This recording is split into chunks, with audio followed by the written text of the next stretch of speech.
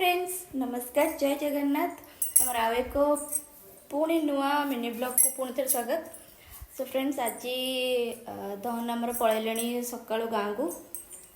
एवं बर्तमान टाइम हूँ 11:45 जेहेतु गुडनू को सका छाड़ा पड़ी स्कूल। आज आमर सका भी जड़े कस्टमर आसबार थे मैंने डांस क्लास को तो से धन सका माने 6टा-7टा बेलू जीवा लोक सी टे लेट्रे जाइंट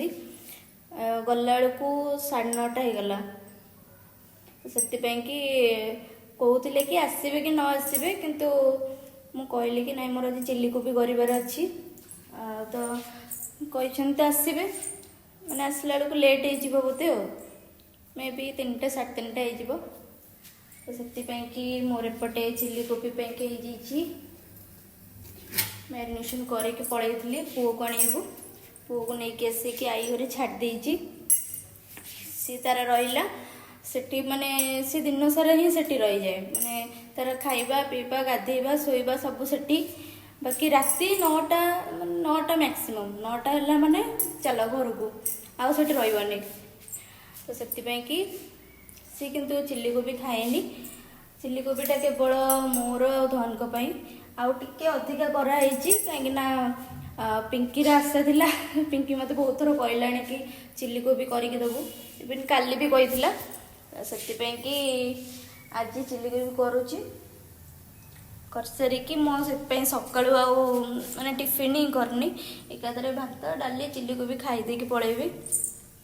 आउ मैंने दीपर आसार ना कहीं अलरेडी टाइम ए 12टा बाजिज जदि मुझेटू मैंने आहरी लेट करी आसिक खाई गला बेलू डांस क्लास टाइम हेनी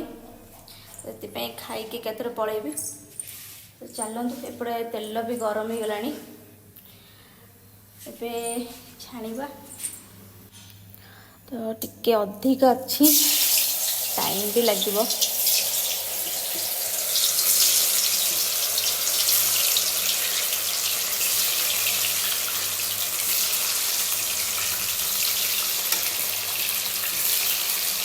तो आज जेहेतु मंगलवार थिला सेमती ना कि मैंने आइंस खाऊनु आज मंगलवार भी आइंस खाऊ तो बेटर होता अंडा तरकारी करदे अंडा तरकारी एपर्तन सरी जाता किंतु जेहेतु काली मुझे कोबीटा गोटे कोबी थिला तो आज से आउ गोटे कोबी नहीं आसी एकाथरे 2टा माने करदेवी चिल्ली कोबी सरजीव।